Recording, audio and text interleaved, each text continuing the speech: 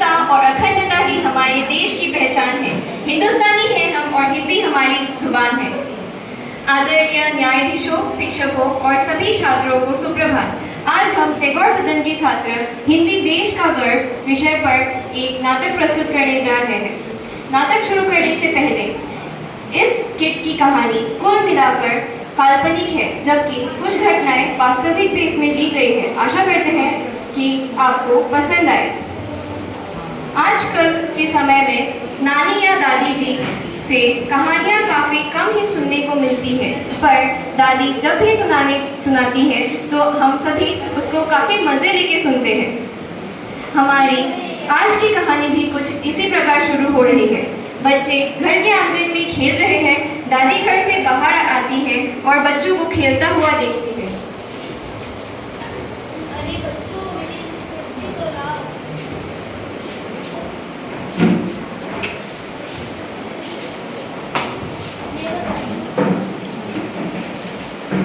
मेरे पास तो आओ। मेरे पास तो बैठो।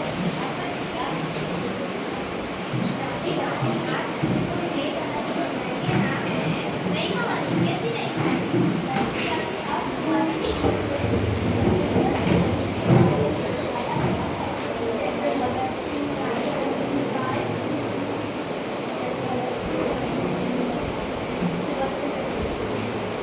अच्छा ठीक है, सुनाती हूँ।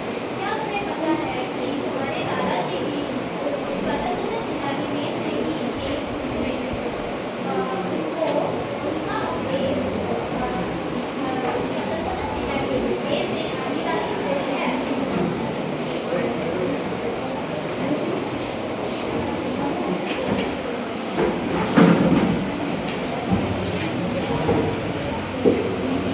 अब आगे दो ब्रिटिश अधिकारी अपनी ऑफिस के बाहर खड़े हैं और एक भारतीय मजदूर उनसे गलती से टकरा जाता है।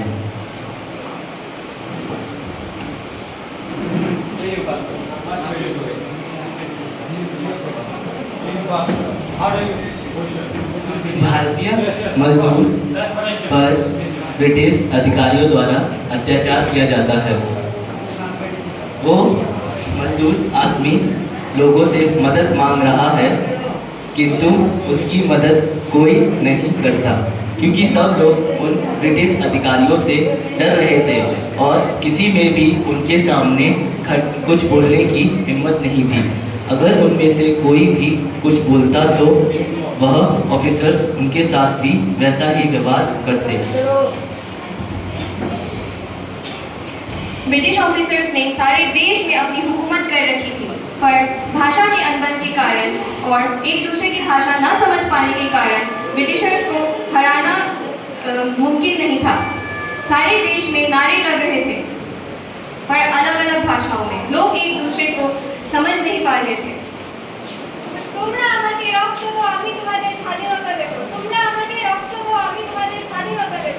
मराठी गीत अनुचित भाषा सरकारी दफ्तरों। मूड एक मूड प्रांत জয় অসম। हे माने कुल दो में खाना दस देश। জয় শ্রীরাম।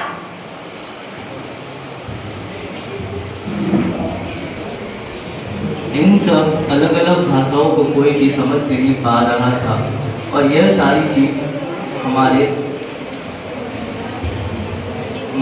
भारत देश के आज़ादी के लिए अच्छी नहीं थी। अब यह सारी चीज़ें हमारे महात्मा गांधी जी देख रहे थे।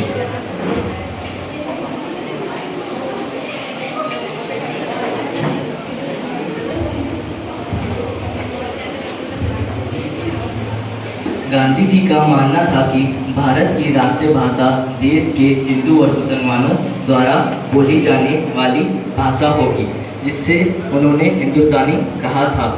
परंतु लोगों के इस अलग अलग भाषाओं के बोलने के कारण लोगों में अलग अलग विचार उत्पन्न हो रहे थे, जिससे वह सब अलग अलग हो रहे थे।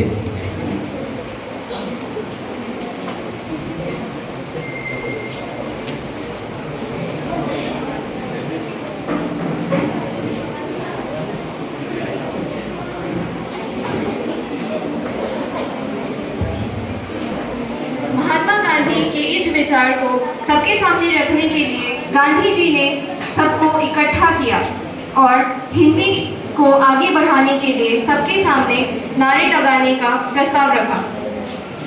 सभी देशवासी इकट्ठा हुए और महात्मा गांधी के इस आंदोलन में शामिल हुए।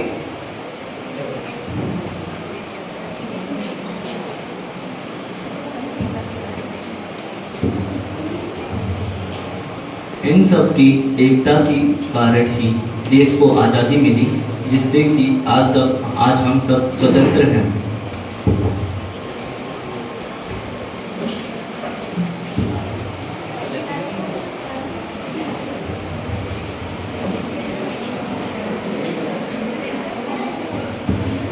स्वतंत्रता प्राप्त कराने के लिए महात्मा गांधी जी ने उनके अहिंसा के लड़नों, नमक मार्च, शराब की दुकानों पर धरना, स्वदेशी आंदोलन और हिंदी भाषा पर जोर को ब्रिटिश औपनिवेशिक शासन से मुक्त होने के लिए भारतीयों को एकजुट कराने के साधन के रूप में समझा जा सकता है। उन्होंने अपने 1917 के एक भाषण में तर्क दिया कि पंचसूत्रीय बंधनों को पूरा कराने वाली भाषा हिंदी थी। यह पंचसूत्रीय बंधन कुछ इस प्रकार थे कि पहला, भारत सरकारी अधिकारियों के लिए सीखना आसान होनी चाहिए। दूसरा, धार्मिक मध्यम के रूप में सेवा कराने के सक्षम पूरे भारत में आर्थिक और राजनीतिक मेलजोल बनाने वाली भाषा हिंदी थी। भारत के बहुभाषक निवासियों की वाणी होनी चाहिए। चौथा, पूरे देश के लिए सीखना आसान है। और आखिरी, और इस भाषा को चुनने में अस्थायी और अस्थायी रुचि के विचारों को ध्यान में नहीं रखा जाना चाहिए। उन्होंने आगे निष्कर्ष निकाला कि अंग्रेज राष्ट्रीय भाषा नहीं बन सकती और उनके पूर्व सार्थकों को पूरा कराने वाली एकमात्र भाषा हिंदी थी। अंततः 14 सितंबर 1939 को संविधान भाषा ने हिंदी को राजभाषा के रूप में अंगीकार किया। आजकल के आधुनिक समय में हिंदी भाषा का प्रचलन सारी दुनिया में बढ़ रहा है। सिर्फ भारत ही नहीं, सारी दुनिया के अलग अलग देशों के लोग भारत की राजभाषा को अपना रहे हैं। आप सभी के सामने एक सीन है सिंगापुर का, जहां आम लोग हिंदी भाषा में एक दूसरे से बातें कर रहे हैं।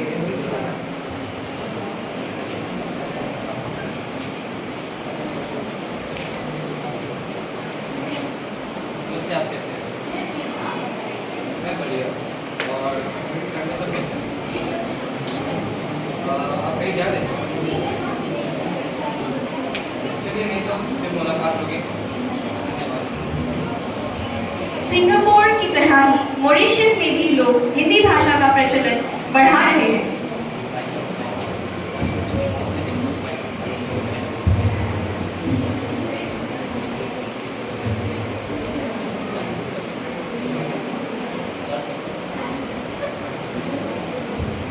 नमस्ते। नमस्ते। क्या आप घूमने आए हो? हाँ, मैं भारत देश से यहाँ घूमने आया हूँ। देख के तो लगता है। कहाँ से? भारत की कौन सी जगह से? मैं उत्तर भारत में एक जगह कानपुर से हूँ। अच्छा, यहाँ मॉरिशस कैसा लग रहा है? मॉरिशस बहुत सुंदर देश है। मैं बहुत खुशी हूँ। सोचता हूँ कि मैं भी कभी इंडिया घूमूंगा। ज़रूर, आप हमारे भारत जरूर आइए। मुझे ये जानकर बहुत अच्छा लगा कि मॉरिशस में हिंदी बहुत प्रचलित है। शुक्रिया।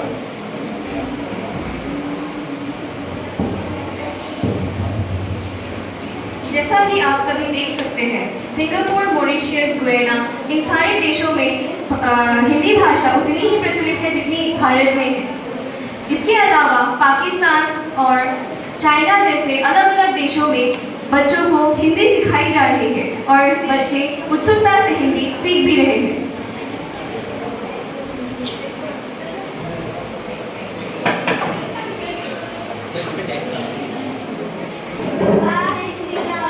सुप्रभात। तो बच्चों, बैठ जाओ। तो आज हम सीखेंगे अलंकार। अलंकार क्या होता है, उसके भेद कितने होते हैं और ये सभी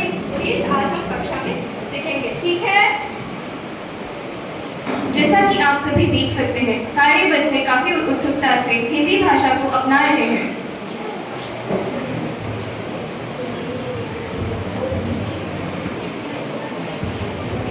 जैसे कि आप सबको पता है 1947 में हम सबको आज़ादी मिली थी और उसके बाद हमारी फिल्म इंडस्ट्री ने बहुत आगे बढ़ चुकी है। सो उसी के प्रकार हमारी कुछ पिक्चर हैं जैसे कि RRR, 3 इडियट्स, दंगल, जो कि पूरी दुनिया में देखी जा रही हैं। ये इंडिया के बाहर का अमेरिका का एक सीन है।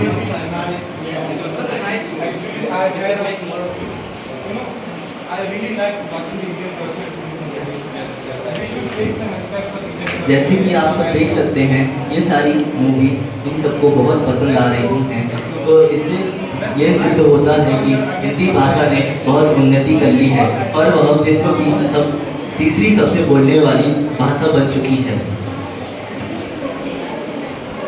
हम सभी अपना नाटक यही समाप्त करना चाहेंगे। हमें काफ़ी अच्छा लगा कि आप सभी ने काफ़ी अच्छे से हमारा नाटक देखा और अभी हम सभी हमारे कलाकारों को यहाँ बुलाना चाहेंगे।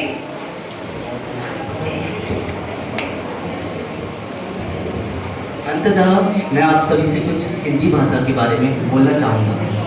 14 सितंबर 1939 को देवनागरी लिपि में लिखी हिंदी भाषा को भारत की आधिकारिक भाषा घोषित किया गया। इसके साथ ही 14 सितंबर को महान हिंदी साहित्यकार राजेंद्र सिंह का जन्मदिन भी है। हिंदी हमारे देश की एकता और विविधता का प्रतीक है। ये भाषा हमारे सांस्कृतिक, साहित्य और भारतीय भावनाओं को स्पष्ट